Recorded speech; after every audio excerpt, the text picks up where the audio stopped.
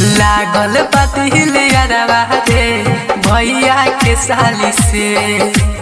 लागल बातिल यारवा रे भैया के साली से। लागल बातिल यारवा रे भैया के साली से। लागल बातिल यारवा रे भैया के साली से। दीवाना कोई दिहल सौ उठवा के लाली से। दीवाना कोई दिहल सौ उठवा के लाली से।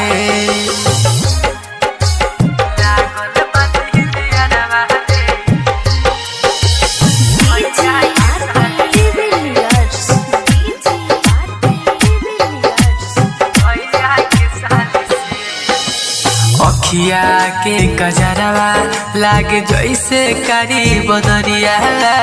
देखिले जब उनका के तो हटेला ना नजरिया।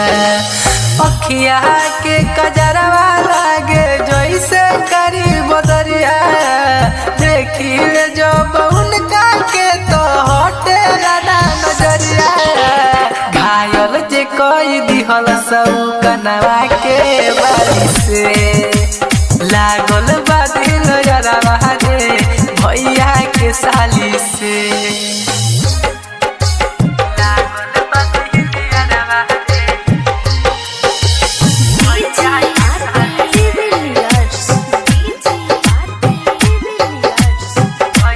के साली से। घूमे से उमंग लिखले बारे सोची सोची कहनिया।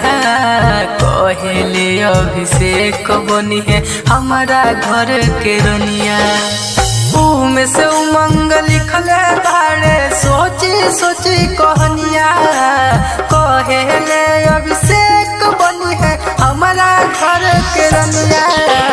शिशनाथ के छोड़ गई फेरा में डाली के। लागल बातिल यारवा